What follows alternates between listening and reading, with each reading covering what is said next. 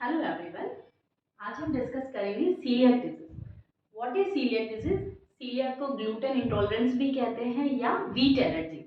Wheat हो गया, barley हो गया, उसमें एक प्रोटीन पाया जाता है जिसको कहते हैं ग्लूटेन। तो सीलियक डिजीज बेसिकली क्या है कि व्हीट के अंदर या बार्ले के अंदर एक ग्लूटेन प्रोटीन पाया जाता है, उसको हमारी स्मॉल इंटेस्टाइन नहीं डाइजेस्ट कर पाती। स्मॉल इंटेस्टाइन में एक स्ट्रक्चर होती है जस्ट लाइक दिस वन, जिसे कहते हैं विलाई। तो जब भी ये ग्लूटेन प्रोटीन हमारे इंटेस्टाइन में जाता है तो इन विलाई को खत्म कर देता है, जो कि हमारे फूड में से प्रोटीन, मिनरल, कार्बोहाइड्रेट इनका एब्जॉर्प्शन करते हैं। तो जैसे ये विलाई खत्म हो जाएंगी तो खाना डाइजेस्ट नहीं होगा, वो एज इट इज एनएस के थ्रू बाहर निकल जाएगा। तो दिखने में बहुत छोटी सी चीज़ है बट ये बहुत सीवियर एलर्जी है। और हम सब जानते हैं किसी भी टाइप की एलर्जी का कोई ट्रीटमेंट नहीं है। एलर्जी का सिर्फ और सिर्फ एक ही ट्रीटमेंट है कि हमें जिस चीज़ से एलर्जी हो हम उससे दूर रहें। सीलियक डिजीज क्यों होती है इसके बारे में अभी तक कोई प्रॉपर आंसर नहीं है, बट अगर मदर केयरिंग है और मदर को सीलियक डिजीज है यानी वीट्स में ग्लूटेन से एलर्जी है तो 5% मदर के बेबी में होने के पूरे पूरे चांसेस हैं। तो और हम ये भी नहीं कह सकते कि ये प्रिकॉशन ली तो बच्चे में नहीं होगा, कोई थीसिस अभी तक इस पे नहीं है। तो इस बीमारी को कैसे क्योर किया जाए कि इसका क्योर भी हमारे अपने पास ही है कि हम उन चीज़ों से दूर रहें जिनमें कि ग्लूटेन पाया जाता है। जैसे हम कौन सी चीज़ें हैं जो नहीं खाते, जिनको भी ये सीलियक डिजीज हो गई है तो ऐसी कौन सी चीज़ है। हम बहुत सारे वीडियोस देखते हैं बट एक पर्टिकुलर चार्ट हमें अवेलेबल नहीं हो पाता कि कौन सी चीज़ें हैं जो हमें नहीं खानी चाहिए। आज मैं आपको एक्सप्लेन करती हूँ। फर्स्ट तो हो गया हमारा वीट, क्योंकि वीट में ग्लूटेन प्रोटीन सबसे ज़्यादा पाया जाता है।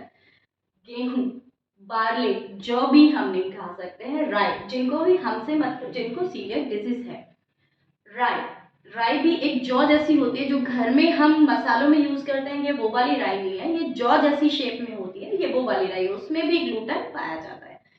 ओट्स, ओट्स भी नहीं खा सकते हैं इस तरह के पेशेंट्स। बहुत सारे लोग कहते हैं ओट्स में वीट नहीं होता, ओट्स वीट नहीं होता बट उसमें ग्लूटेन पाया जाता है।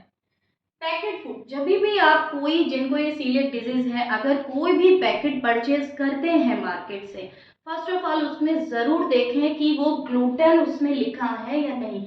वीट तो नहीं लिखा, वो तो सब चेक ही करेंगे, बट ग्लूटेन कंटेन हो सकता है। लाइक जैसे शक्ति भोग का बेसन आप लेके आए तो उसमें लिखा होता है ग्लूटेन ट्रेसेस, क्योंकि वो उसी चक्की पर पिसा होता है जिस पे गेहूं पिसा होता है। तो सीलियक पेशेंट्स को तो सबसे पहले काम ये करना चाहिए कि वो अपनी आटा चक्की लेके आए, उस पे ही अपना आटा बनाए। अगर उन्होंने मार्केट का आटा लिया या वीट वाली चक्की पे उन्होंने पिसवा लिया अपने लिए आटा, तो उसमें वीट के और ग्लूटेन के ट्रेसेस आएंगे ही आएंगे और वो फिर बीमारी उतनी ही रहेगी। मोस्टली देखा गया है कि वीट छोड़ने के बाद, बार्ले छोड़ने के बाद भी ऐसे पेशेंट बहुत ज़्यादा कंडीशन में, क्योंकि इस बीमारी में सबसे ज़्यादा जो है वो हीमोग्लोबिन कम हो जाता है। तो वो इसलिए क्योर नहीं हो पाते हैं क्योंकि वो समझ नहीं रहे उन्हें क्या खाना चाहिए। तो जब भी आप कोई भी पैकेट का फूड खरीदे उसमें सबसे पहले ये देखें कि ग्लूटेन के ट्रेसेस तो नहीं है। अगर ट्रेसेस हैं तो you can't it. Now sauce, बहुत सारी चीज़ें हैं कि सॉस में कहा गया है सॉस में तो ग्लूटेन नहीं होता, लेकिन सॉस में ऐसे केमिकल्स होते हैं जो सीलियक डिजीज को बढ़ाते हैं, हमारी विलाई को नुकसान पहुंचाते हैं, वो हमें नहीं खाना है। बिस्किट हो गया, ब्रेड हो गया, इन सब में व्हीट है, ग्लूटेन कंडक्टेड है ये, तो वो नहीं खाना चाहिए।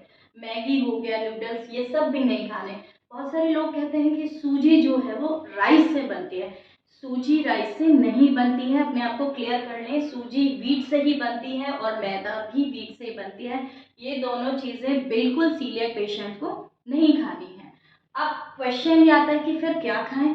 बहुत सारे ऑप्शन हैं। लेट्स सी, फ्रूट्स खाइए, किसी भी टाइप का फ्रूट खाइए, किसी भी फ्रूट में ग्लूटेन नहीं होता। आप आराम से कोई भी फ्रूट खा सकते हैं, वेजिटेबल खा सकते हैं किसी भी टाइप की।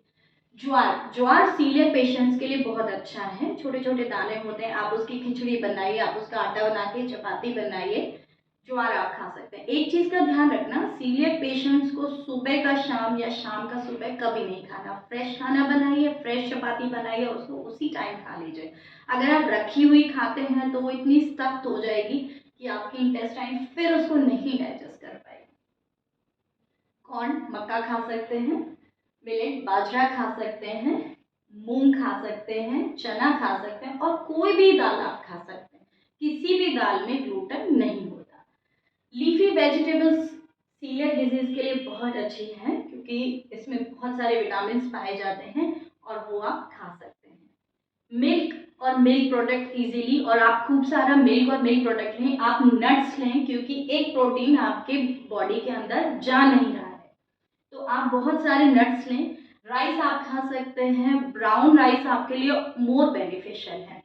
और अगर इसका आपको बनाना है कि इसकी चपाती कैसे बनाई जाए, तो आप ज्वार की खाइए, मक्का की खाइए, पर ध्यान रखिए आटा आपका 3-4 डेज से पुराना नहीं होना चाहिए। या फिर आप मिक्स करके बना सकते हैं, मूंग का आटा, चने का आटा, ज्वार, मक्का, मिलेट, सब आप मिक्स करके बना सकते हैं, तो वो सारी चीज़ें आपके लिए बेनिफिशियल है। और चपाती से भी ज़्यादा बेनिफिशियल इसीलिए पेशेंट्स के लिए राइस है।